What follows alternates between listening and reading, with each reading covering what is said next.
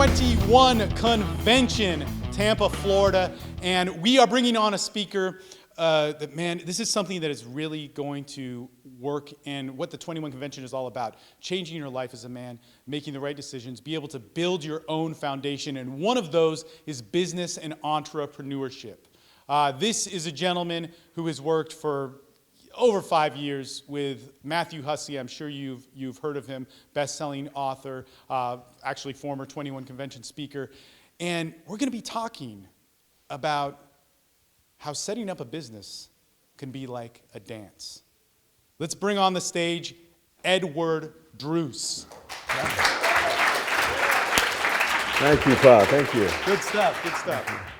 21 convention. Hello. Hello. It's amazing to be here. I'm going to begin this talk with a quick story. When I was 15 years old, I ran a gambling ring in school. In the UK, where I grew up, the most hotly anticipated sporting events every week are the Premier League football matches. Knowing this, to try and capitalize on the buzz, every Monday morning, I would sneak into my dad's office and I'd print out betting slips for each of the 10 games that weekend. I would hand these out at school, lunch, during breaks, behind teachers' backs, wherever I could, marketing myself under radar.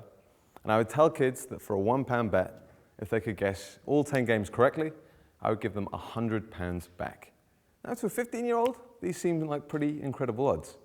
Everyone thinks their team is going to win, so that one's a shoo-in, and then it's just 9 more games. And so this was hotly taken up every single week.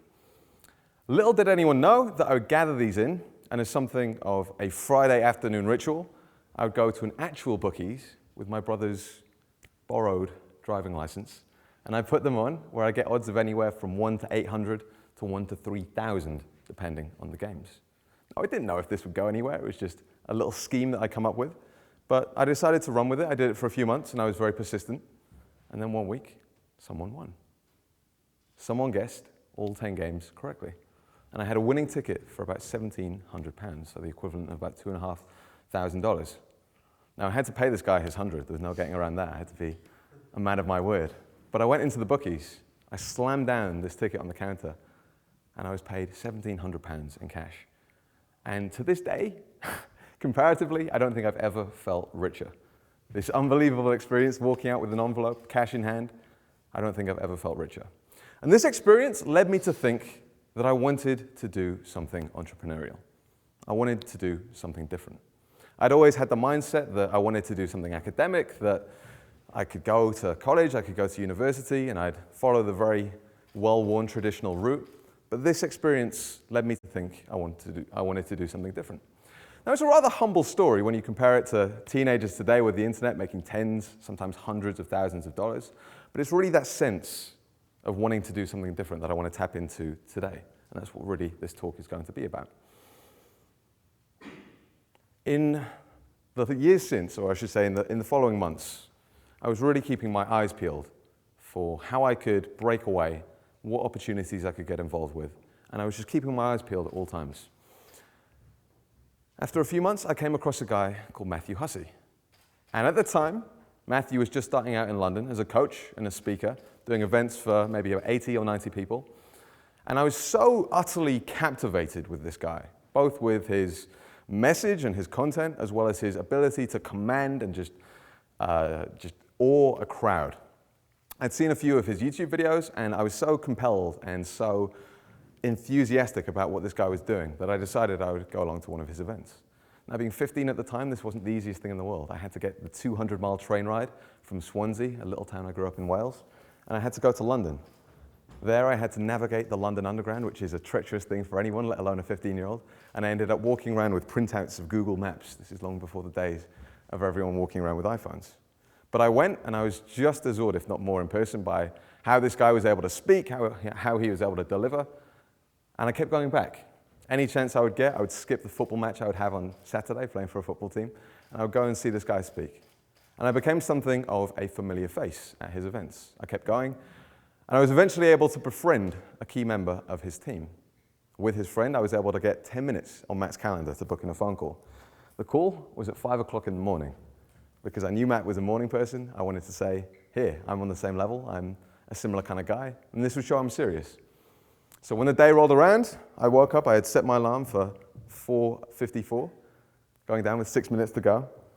And I was nervous as hell to make this phone call. I didn't quite know what I was going to say. I was going to try and say I would like to get involved somehow. I don't really know what I can add, but I just love what you're doing.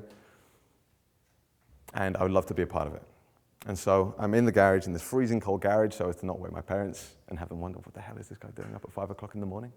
And so I dial the number for Matt, and I'm met with a kind of energy and enthusiasm which suggests that this man has just been up since 3. He picks up the phone, he says, hey Edward, how you doing? I've been really looking forward to speaking with you. We chat for a little while, I tell him how many of his events I've been along to, and I say, is there any way that I can get involved? Now, to any entrepreneurs we have here in the room, you will agree with me in how unattractive a prospect a 15-year-old who lives 200 miles away might be. But I really showed some energy and enthusiasm on that call, and so I was invited to come along to one of his more intensive programs, a 3-day event at the time that was called Make the Leap. Now, I knew at the time, because in my delusional young state, I'd been looking at apartment prices in London, as well as hotel prices. And for you guys who might not have been to London, all of you, it's a very expensive city. I knew that going along for just 3 days would eat into pretty much all of the winnings I had from the bookies. But my gut told me that this is something I've got to do. This is something I've got to be a part of. And so without a moment's hesitation, I said, yes, I'm in. It's now 5 years later, and I've been working with Matthew ever since. I was able to further befriend that key member of his team. I was invited into his offices to do 2 or 3 days worth of data entry that was just so mind-numbingly boring that no one else on the team would ever otherwise have been able to get around to do it. I really excelled. I showed that I was serious, and I was invited to stay on for a few more weeks.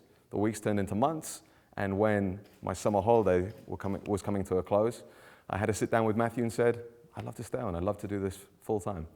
I was 17 years old, and I dropped out of high school, and I've never been back.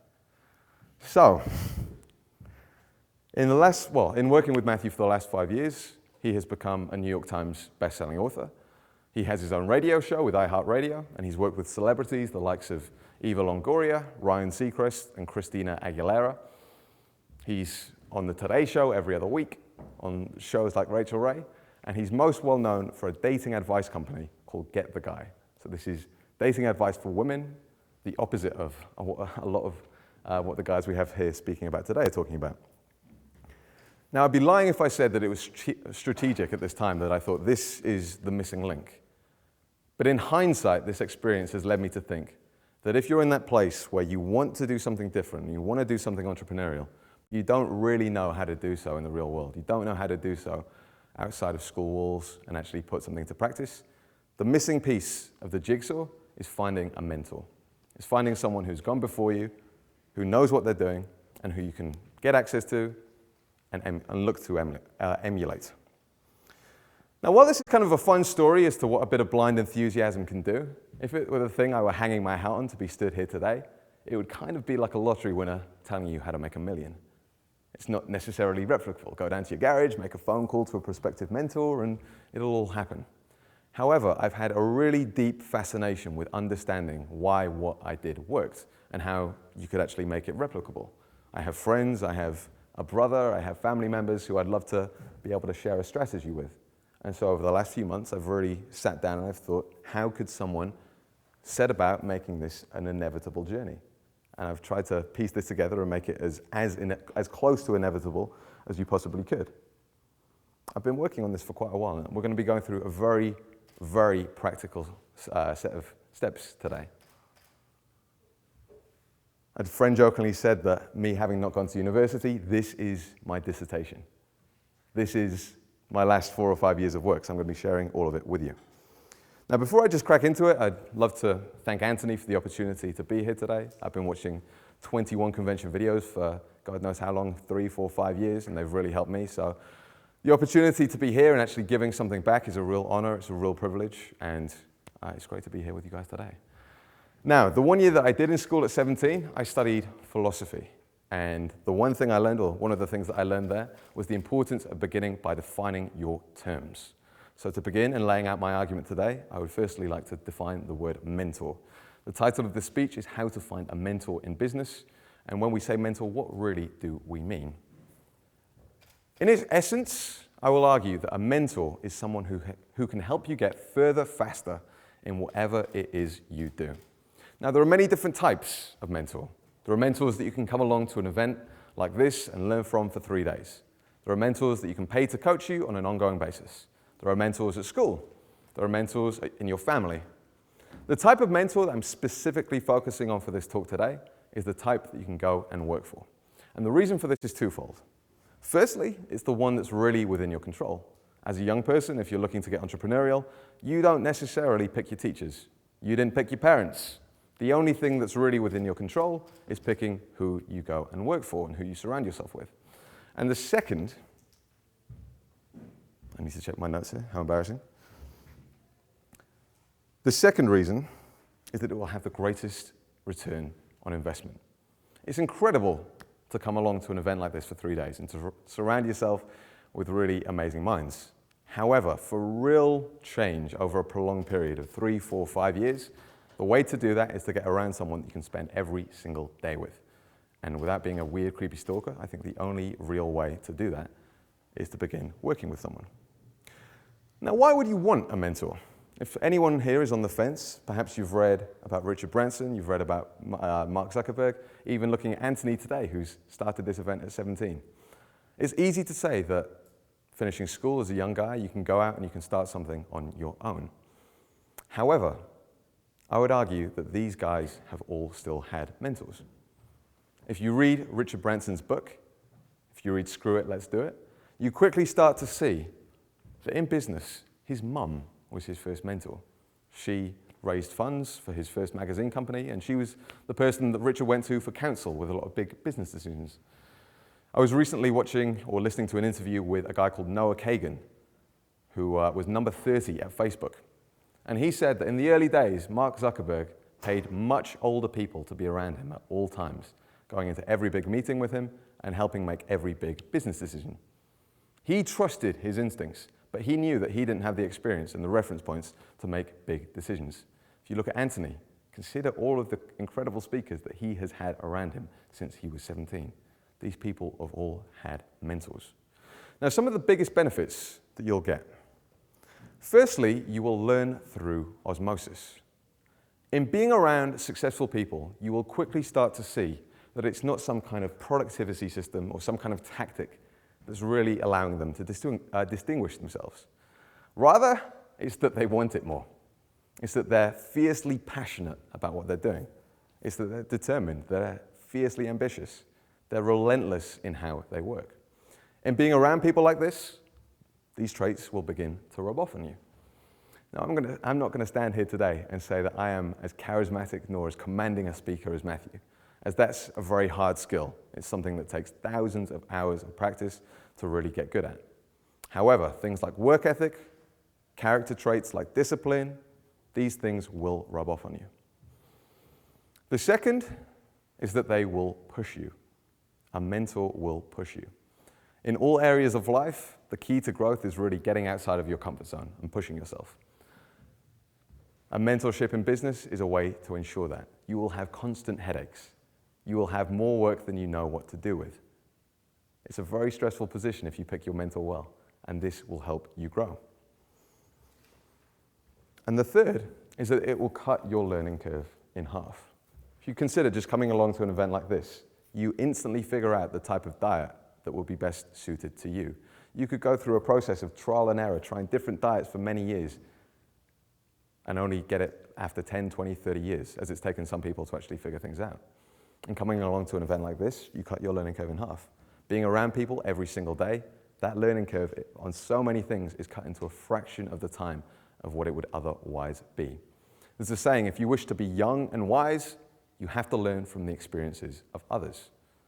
There's a big kind of glorification of failure culture, the idea that you have to go out, you have to make mistakes, and you have to celebrate your mistakes.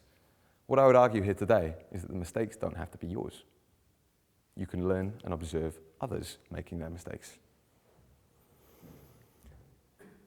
A problem with the word mentor is that it leads people to think about the relationship in far too formal of terms. People hear mentor and they picture some kind of real-life Mr. Miyagi, someone who they live with and someone who is just completely devoted to their success 24 hours a day. They wake up, wax on, wax off, do this, do that, eat this, eat that.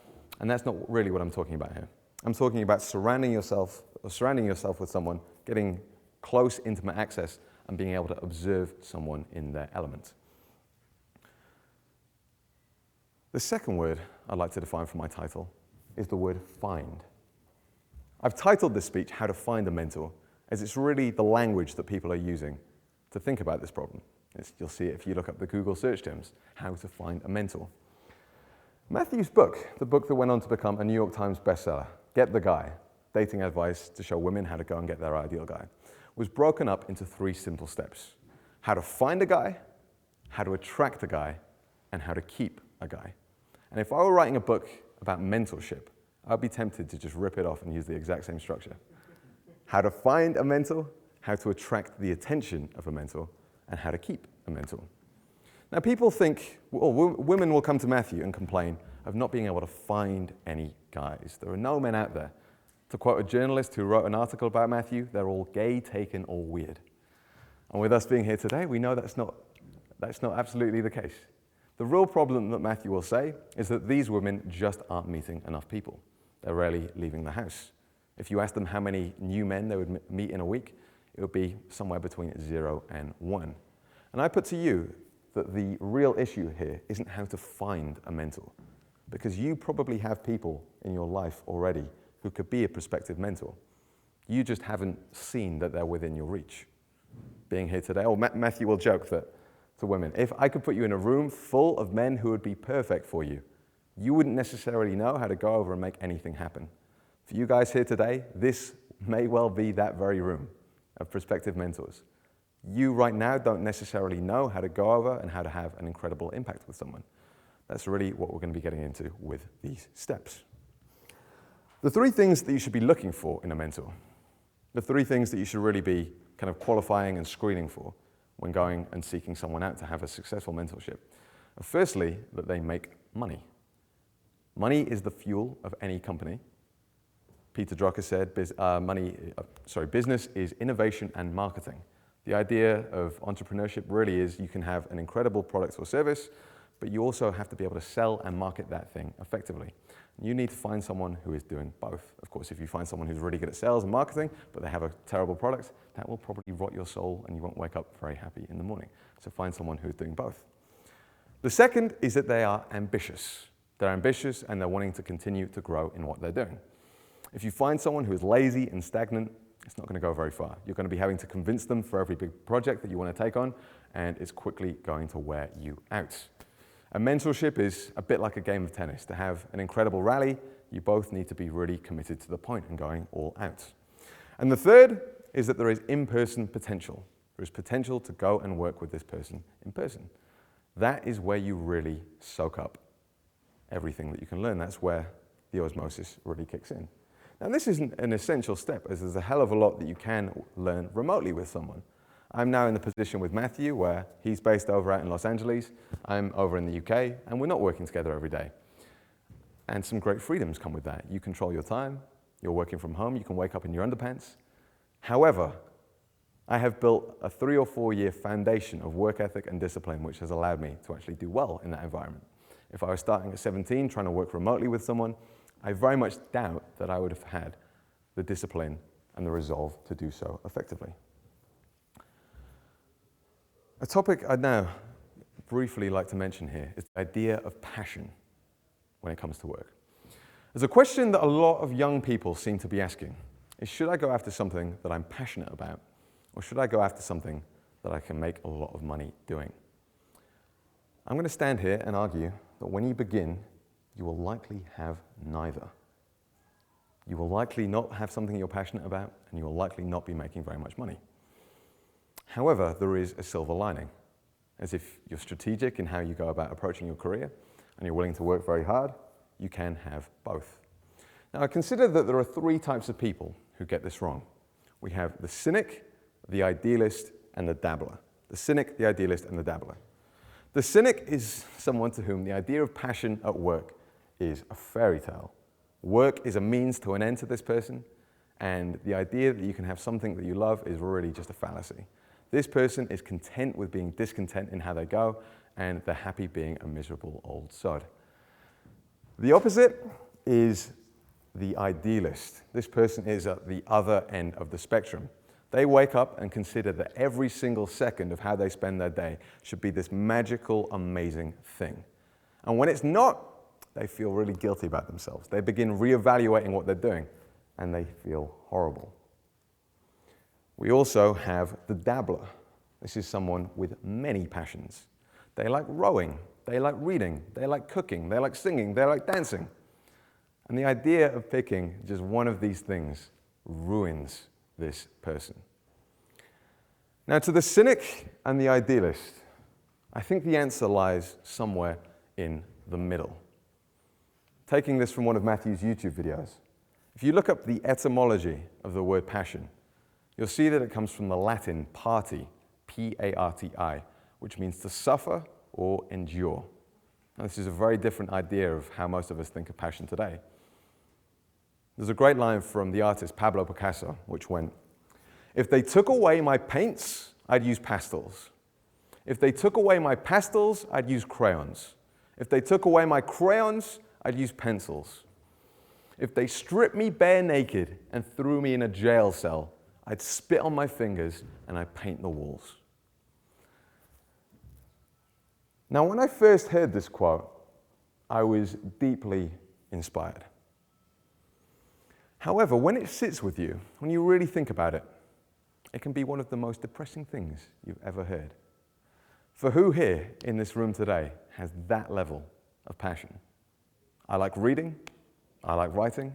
However, the idea of me going on and writing the next Pulitzer Prize-winning novel with my drool is a highly unlikely concept. I think that we need to see passion as something of an oak tree. Picasso is an oak tree. After a lifetime of growing, he has these solid, immovable, unshakable roots. But passion really starts as this tiny little seed, starts as a tiny little acorn. And the acorn with which it begins is curiosity. What am I curious about? What am I interested about? And this will reveal itself to you in the smallest of ways if you're sitting here thinking, well, I'm not really curious about anything. I was walking along a high street once with my brother, whereupon we came across a bookshop next to a record shop. I wanted to go into the bookshop, and he wanted to go into the record shop. And in that moment, it hit me that perhaps my love of reading and my love of writing is something that not everyone shares. For I had no real interest in the records, and he had no real interest in the books. So why not walk along a high street and see what kind of shops pull you in? When you're reading the paper, what kind of headlines attract your attention? The distinction to make with this is that there has to be a creative element. I didn't just want to consume books. My brother didn't just want to consume records. I wanted to write, and he wanted to become a DJ. Now, to the dabbler, the person who fancies themselves as a modern-day Renaissance man, again, this is possible. I only have to look at Matt to say, here is someone who's written a book, who does speaking engagements all over the world. He's spoken in front of 100,000 people in person. He's a presenter on TV. He has a radio show. He does all of these different things. However, the way to get this is to get really good at just one thing. It's to get a level of altitude and credibility in just one area. And the reason for this is gatekeepers in industries. Whether it's books, we have book publishers. Whether it's radio, we have radio producers. The way to get a shot in different industries is to prove that you're serious in one area. Now, you can read a book like Choose Yourself by James Altucher, which is a phenomenal book, one I'd highly recommend checking out, which is really designed to choose yourself and to get away from gatekeepers. However, the principle here is really the same. For with that, you have to develop such a rabid and just devout following that you have people who will follow you anywhere. If you take Sasha, he's someone who has this incredible personality, this incredible persona. He's built that through being a really fantastic dating coach. He's now branching out and beginning to write a spirituality blog. And he has such a loyal fan base that people are going over and beginning to pay attention to this. So you have to get altitude with one thing. And with that, you can branch out and do lots of other things. It only takes looking at someone like Arnold Schwarzenegger, someone who's a bodybuilder, who becomes an actor, who becomes a politician. If you get really good at one thing, people will trust you. So to summarize, just on this point, before we crack into the practical steps here, passion is attainable, but it's something you have to work very hard for. It's something you'll not have at the beginning, and you have to be very strategic and patient in how you go about building it. So, to get into the steps, I'm beginning this with what I'm calling pitching preliminaries. 3 things that you need to begin with. The first is that you must develop a body of work. Today's job market is so fiercely competitive that you need to be an immediately proven prospect.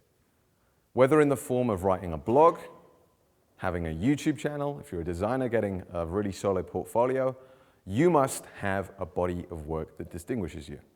Now, there are certain stigmas attached to this in the way of people not wanting to put their name out there, that they're fearful that friends and family will see these things. And to that, I would say that getting over this and getting over what people care about is really a lifelong endeavor, and that this is a great way to start. In doing so, you will refine your thinking. I was checking out a book called Rework by the guys at 37 Signals, in which they have a title of a chapter, Hire the Better Writer. If they're on the fence about a key hiring or a key hiring decision, they pick the better writer because it shows a clarity in thinking. So in doing something like blogging and really thinking about an area, you will begin to understand it better. The second is research. You must research the person that you are looking to contact to death. Now, when I began working with Matthew, I was in quick succession given the reins of the beast that is the Get the Guy recruiting inbox. And so over the years, I've read hundreds, if not thousands of emails from people writing in looking to work with the company. I've seen every conceivable mistake that anyone could ever make, and I've seen the few gems of people who really do it well. What always amazes me is the number of people who will hear one radio show or hear one interview or one podcast and decide that this is enough to contact the person. You need to be able to distinguish yourself. You need to be able to put yourself out there. And you need to really be able to get inside the head of this person. I would encourage you, read every single article this person has ever written. Listen to every single interview. Watch every video. Understand this entire person's body of work. Now, once you have, and this is where we get a little dark, this is where we're really getting inside this person's head, I have a list of 10 questions, and I have this as a handout to pass around to everyone at the end. But this is a list of 10 questions which I've stolen from a very world-renowned copywriter, a guy called Craig Clemens. And these are questions that he will use to get inside the mind of a customer for a potential client. So when he's writing a sales video or a sales letter, he will use these questions to get inside a person's head. The way to approach this exercise is to go about it by free writing, to open up a Word document and to spend 10 or 15 minutes per question writing in a stream of consciousness-like way, not caring about spelling, not caring about grammar, just spilling out your answers on the page. Now the questions. Why did he or she start whatever it is they're doing? What are the main benefits that their followers, clients, or customers receive from what they do? What are their followers, clients, or customers' biggest problems? What are their biggest frustrations of the person or the people you're contacting in having to provide a solution to this? How can you help, and where is your proof? What specifically can you help with, and what can you not help with? What tasty tips or information can you give away right away? Why wouldn't they want you to work for them? And what objections might they give? What is the dream in what they're working towards? What is really getting them up out of bed in the morning? And lastly, what is the nightmare?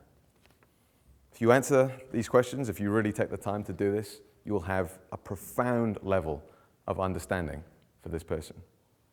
And once you do, we'll move on to, we can call this step 0, pitching preliminaries. So research and get inside the head. Step 1 is to meet this person in person. You'll notice from my story that I'd gone along to 4, 5, perhaps even 6 events of Matthew's before I even got on the phone with him. He knew who I was something of a familiar face, and so I'd encourage all of you to find some sort of organized event that you can go along to meet your prospective person in person. Now, when you do, it's great to go and be able to make an impression with this person. This isn't an easy thing to do when you're going along to some kind of organized event, but I'll tell you a quick story of how I was able to do this recently with someone that I wanted to learn from. A friend a few months ago, or this was coming up to the end of last year, turned me on to a guy called Owen Cook from Real Social Dynamics, someone who you'll mostly know as Tyler. We have Alex here from Real Social Dynamics speaking today, and Owen is the founder of that company. Now, Owen has a really incredible YouTube channel. He has videos on success, on motivation, on working really hard, and I really wanted to meet this person. I was in Toronto towards the end of last year, and he was doing an event in New York. It would be an event for 400 or 500 people, but I decided I'm going to make it my mission to go along to this event. I'm going to meet him in person. I'm going to leave a lasting impression. So I went through all of his videos. I asked myself these questions, and I identified that a problem he had was a personal problem. He had had a shoulder injury for 2 months. Now, I've read very widely around athletic performance and injury prevention and rehabilitation, and I decided that I would get him the book, Becoming a Supple Leopard. This is by a guy called Kelly Starrett, a really fantastic book. And I went along to the event. I had the book in a bag, along with a little lacrosse ball, which is one of the necessary tools for applying Kelly's formula. And at the event, I realized there was going to be no appropriate time to do this. This is an event for 400 people. They're all here to see Owen, and there's no way I'm going to be able to do this. So when he'd set the audience up with a 2 or 3 minute audience, oh, we've got a lacrosse ball here in the audience. Very cool. When he'd set the audience up with a 2 or 3 minute exercise, I walked up to the side of the stage. And again, at this point, I'm nervous. I'm shaking. I'm almost trembling for doing this. But I tap him on the side of the arm, and I say, "Hey, Owen, I just wanted to introduce myself. My name's Edward. I'm a huge fan of your work. I really appreciate everything you do. And I just wanted to give you something as a token of my appreciation." Now, he pulled the book out of a bag, and when he did, his whole face lit up. He called across his girlfriend, who's on the other side of the stage, and said, "Pull out your phone and show Edward the text message that I sent you earlier today." She pulled out her phone, and lo and behold was a text message that read, "Check out this guy, Kelly Starrett. He's amazing. We have to buy his book." I was in awe, but I knew why it happened. See, I've been following him on Instagram for a little while. I'd seen that he'd been hanging out at CrossFit gyms. I knew that he was going to be recommended this book by someone. And so I got the book just a few days ahead of him. If you ever see a prospective mentor reading a book, get your hands on it, read the book a few days quicker than they do, and you will see the other books that this book recommends, and you can buy it for that person. It's getting inside their heads on this crazy, crazy level. The second part of this, kind of 1B, if you will, is to charm their assistants. Going back to my story with Matthew, you'll see that it was really only from befriending a member of his team at the time that I was able to present this opportunity for myself. There was someone I was recently looking to interview, and I've been sending them email after email after email, and I couldn't get any response. This guy was doing an event in London. So I decided I would go along to the event, and at this one, it was impossible to get this guy on his own. He was speaking for 6, 7 hours straight. And so rather than battling for this guy's attention with 50, 60, 70 people, I went to the back of the room, and I decided I would make friends with his assistant. She was in London for her first time from Los Angeles, and I said, "I'll take you out, I'll show you a few things." I did, and then when I email her next week, it's going to be that much easier to book in the interview. This sounds kind of sneaky, this sounds kind of manipulative, but I don't think it is, because if you're going out and you're providing value to people, and you're going to be a fun, interesting person anyway, then it's just being strategic in where you're aiming at. I got this point as well from a book, Never Eat Alone by Keith Ferrazzi, another fantastic book I would highly suggest, where Keith, the author, was going along to an event that Richard Branson was speaking at. Rather than trying to go and meet Richard Branson himself, he identified Richard Branson's mum at the back. He went over, he began chatting with her, and when Richard was finally done with all of the crazed fans in the room, he came over and he met Keith. And then from there, the three of them went out for drinks. Keith now knows Richard Branson. Meet and charm the assistant. This can become your lifeline in all that we come back to. Now, as soon as you have Get on this person's email radar. Send an immediate follow-up to say thank you. In advertising, there's a principle known as the mere exposure effect, which says the more exposures someone has had to a product or a brand or a company, the more credible and trustworthy they will see it to be.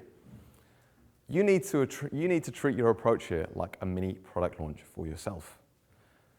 When Apple come out with a new iPhone, they don't just want you to watch the keynote. They want you to hear about it on social media. They want your friends to tell you about it. They want you to hear about this new phone from as many different angles as you possibly can. You need to create this same effect for you in directly targeting this person.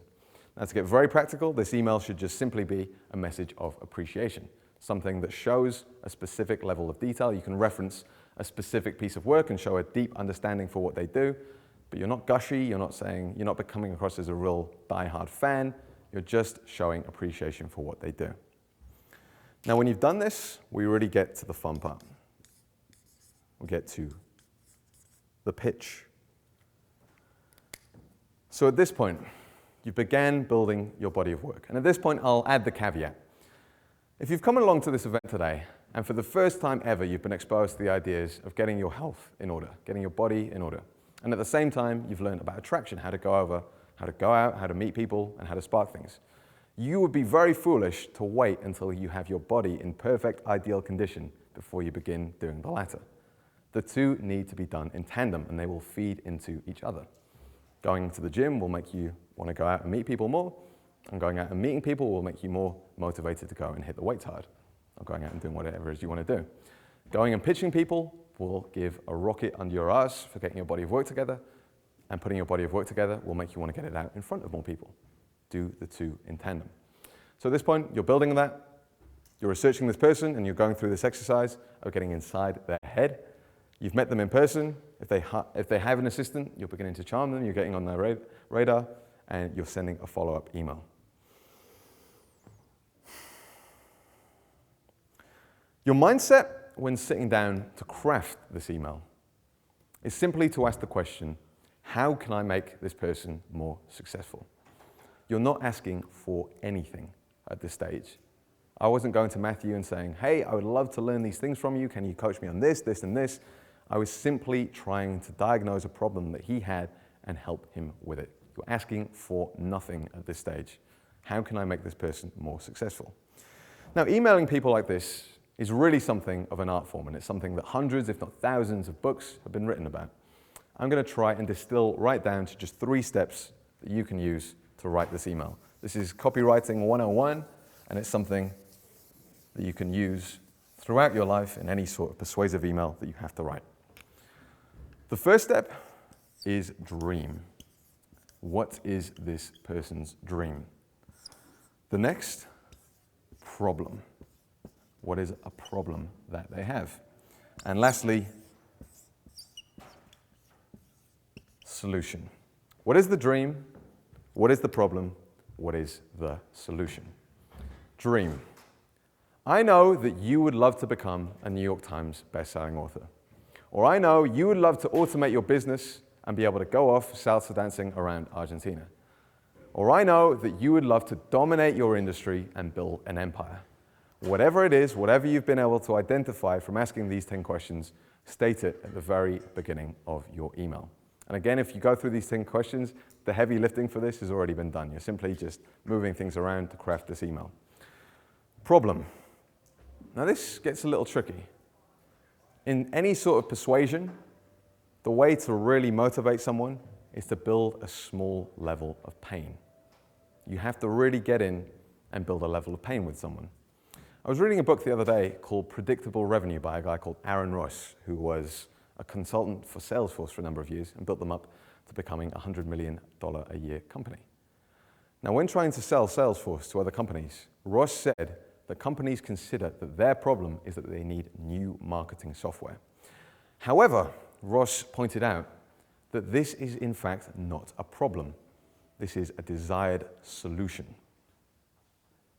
Problem, desired solution. Getting inside this person's head, the way to really push someone's buttons is to get to the root cause of the problem. So in this instance, the problem was that their systems were in shambles, that they could barely send an email to all of their contacts, and their email marketing was a mess.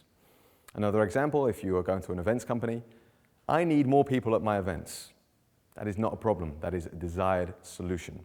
The problem is that you're running on very thin margins and you might not be able to continue doing things the way you are if you keep doing what you do. To really hammer this point home, just for purposes of clarification, the problem is that you do not have a girlfriend. Or if I was speaking to a female audience, that you don't have a boyfriend. The problem is that you're lonely and you're unattractive. Really hammering that home. Now the solution to all of this, the solution is you. How can you help this person with this specific problem, and where is your proof?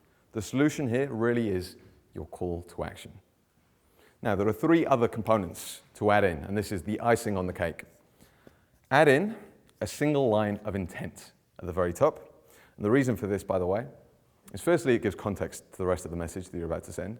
And also, when you open any sort of newsletter email, you'll pretty much always see that it's a single sentence at the top. It just makes the email that much more digestible and makes the chances of someone responding that much more. At the bottom, objections.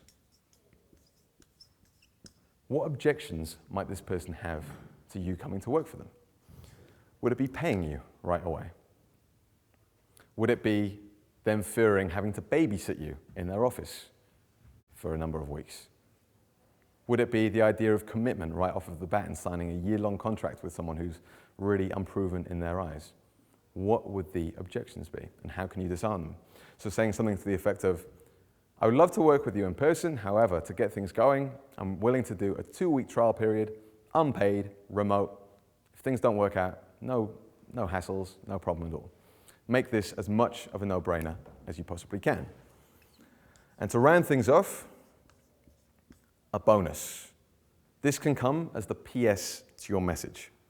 In psychology, there's another idea, there's another principle called the recency effect. The idea that the last impression you leave someone with is the one that will be most memorable.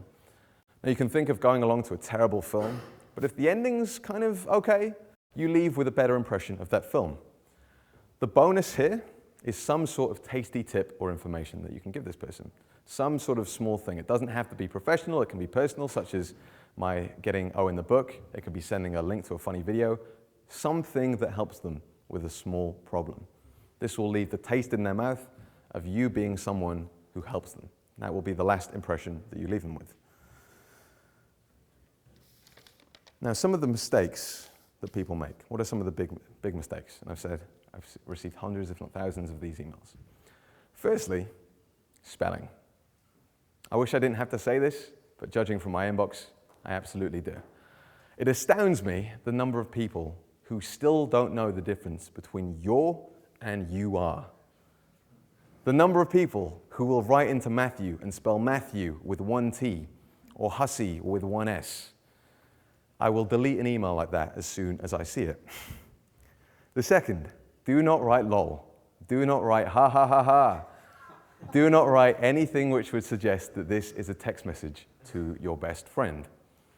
While being over-the-top formal is just as much of a mojo killer, you need to find a subtle balance somewhere in the middle that's warm and friendly, but that's not in any way sloppy, that still maintains its professionalism. 1 smiley face, to get really practical with that. 1 smiley face, that's your limit. Next, use a neutral font. Now this sounds as though we're really getting into minutiae here, but I learned this painfully myself. When I was once a number of years ago first contacting a guy called Ryan Holiday, who at the time was Director of Marketing for American Apparel, I decided that I would use Comic Sans. And the reason I did this is because when I first began working with Matthew and the company, there was one person who kept writing to us in Comic Sans, and they were memorable. So I thought, if I apply the same principle, and I write to this person with Comic Sans, it will leave a memorable impression. Now Ryan, not one to mince his words, responded to my email, he responded to my message, but he added a PS at the end. I would seriously consider changing your font. When I opened this message, I thought it had been sent from a teenage girl. Use a neutral font. Do not use the word mentor. do not use the word mental. Doing so is kind of like going to a bar, approaching someone, and in a serious face, in a straight tone, will you be my girlfriend? Or will you be my boyfriend? Again, to a female audience. No one wants to be your mentor. The thing you're going for is proximity without the label. Do not ask for them to be your mentor. Again, you're not asking for anything. You're just saying how you can make this person more successful. Do not sign off or have your message sign off sent from iPad or sent from iPhone. Again, going to the recency effect here, this will leave the impression that you've just hammered this out in 5 minutes in the back of a taxi. Now, if you've gone through all of the steps that we just went through, it might have taken you a week or a fortnight to craft this email. If you have it sign off with that, it kills all of the hard work you put into it. And lastly, do not in any way suggest that you are going to become this person's competition. If you're writing to someone and saying, I'm looking to become you, I'm looking to become your next big competition, why is that person going to want to train you? If you have big plans, that's fantastic. Keep them to yourself at this stage, and really when you're working with them as well, as there's no reason that they should know your big plans. With all of this said, you must pull the trigger. You must pull the trigger. Do not let the enemy be the perfect of the good, as the old saying from Voltaire goes. You must pull the trigger. And it's going to be scary as hell to do. I remember I was trembling when I phoned Matt. I was shaking when I handed Owen the book. Hitting send on this email is going to be no different. You're going to worry, is there still spelling mistakes in here? Am I doing this? Am I doing that wrong? At the end of the day, the only way this is actually going to pay off is if you take the risk and take action. You must pull the trigger. Now, the last two final steps with this.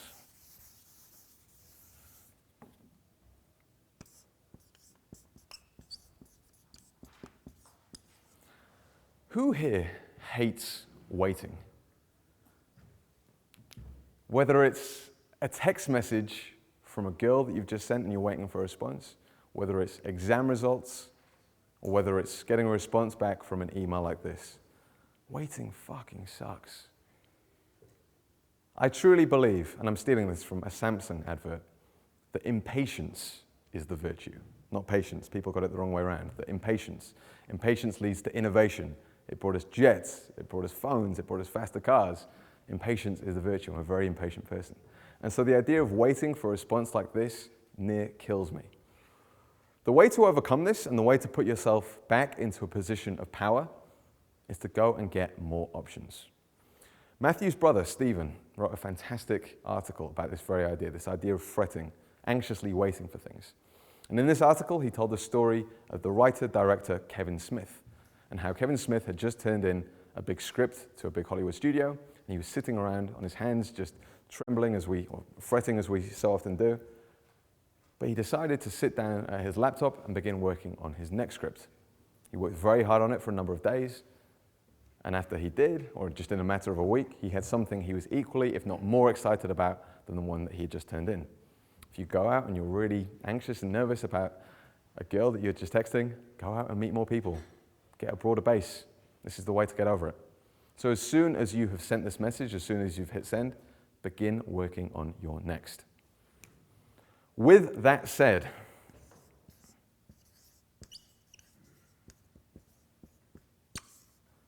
you must persist. You must be persistent with this person. Now, persistence can be your friend. If you take it too far, it can be your enemy.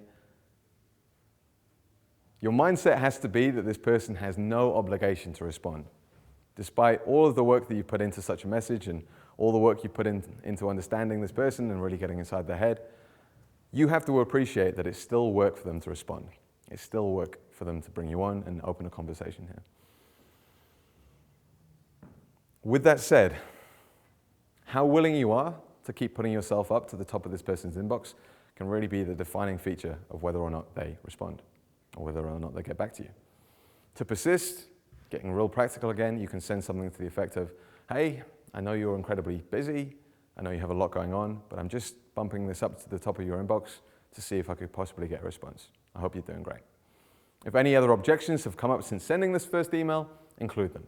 If you have any other bonuses as ammunition up your sleeve, use them at this point. Again, going back to the idea of having a single line of intent at the top, sending a chaser like this can make it all the more easy for someone to actually digest the email and then respond to it. Again, getting very technical here. Do not send a second email. Do not use a new email. Respond to the one that you've already sent so they're not having to look it up in their inbox and go back and find you and creating extra work for them. So to recap here, I'm going to lay down a challenge for everyone here in the audience today who is dissatisfied with the work that they're doing, with their career, with where things are going, as well as everyone watching at home. If you're dissatisfied with what you're currently doing, I'm going to challenge you in the next 7 days to get real practical and to carry out these steps, to begin building your body of work, to really get inside the head of someone who you'd love to work with. And hopefully for you guys here today, there's going to be a speaker who can be that person. I'd encourage you all to begin with someone whose work you are already familiar with. From there, go and meet them in person. From there, immediately follow up, and then put together your pitch email.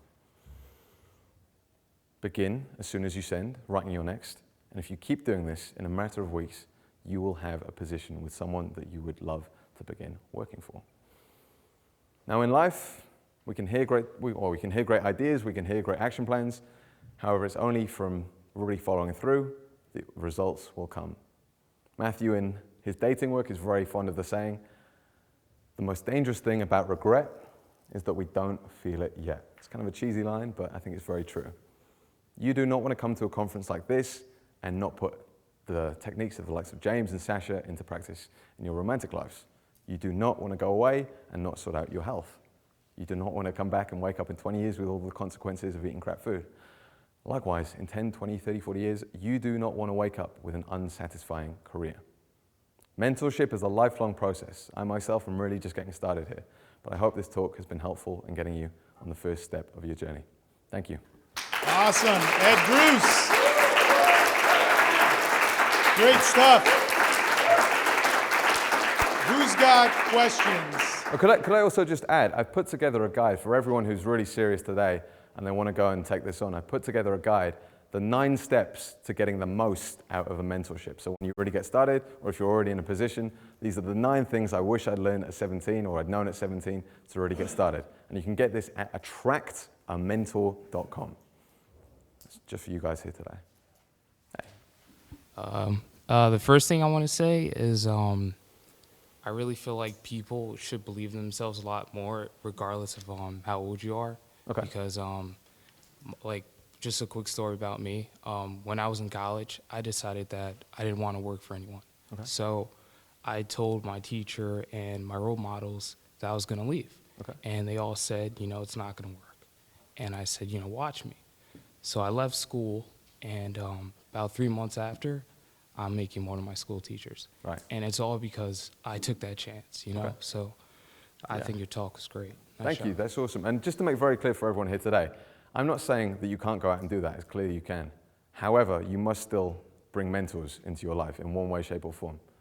If there are people who already have mentors in their parents or in their teachers, use them. This is really for people who, again, they want to do something different, but they just don't know how to get that first step on the ladder.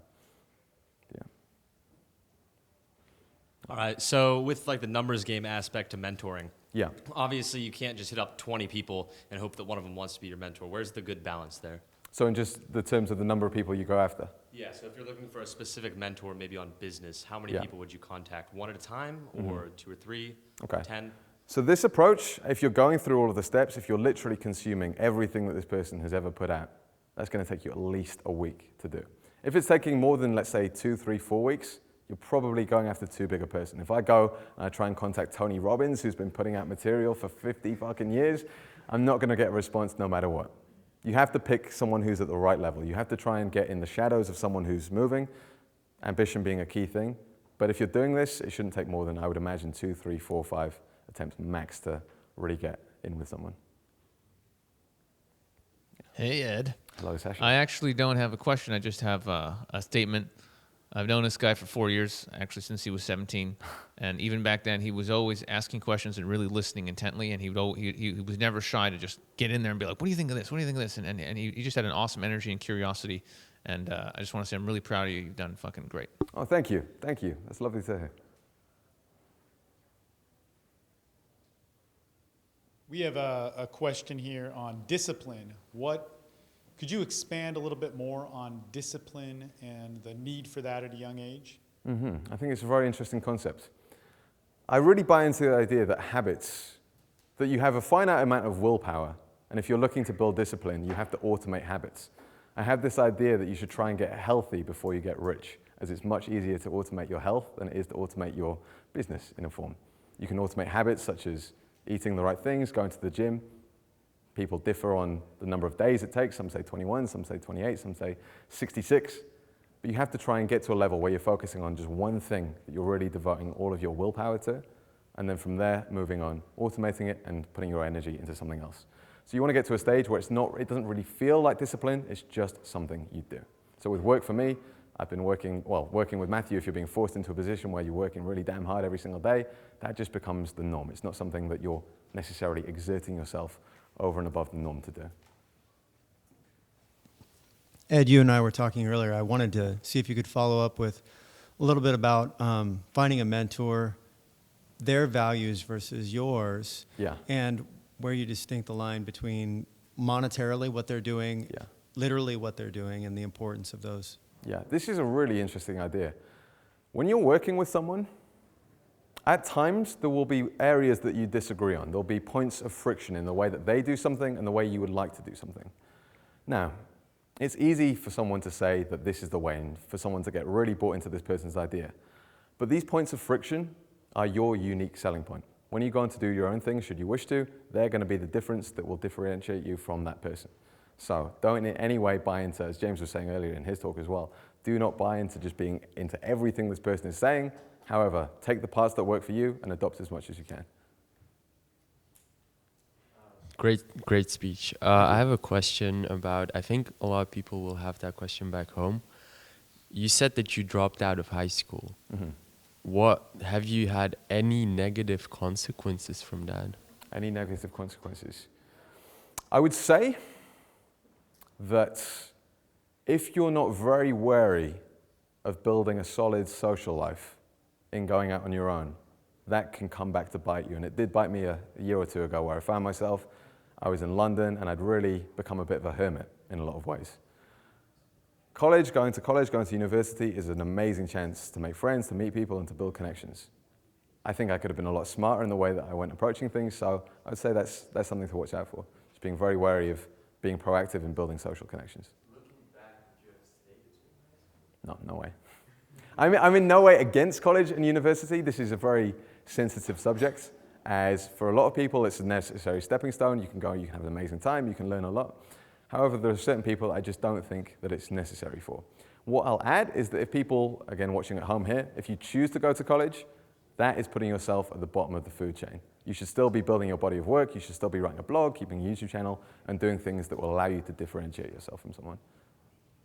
Yeah. Great stuff. Man, Ed Druce, awesome.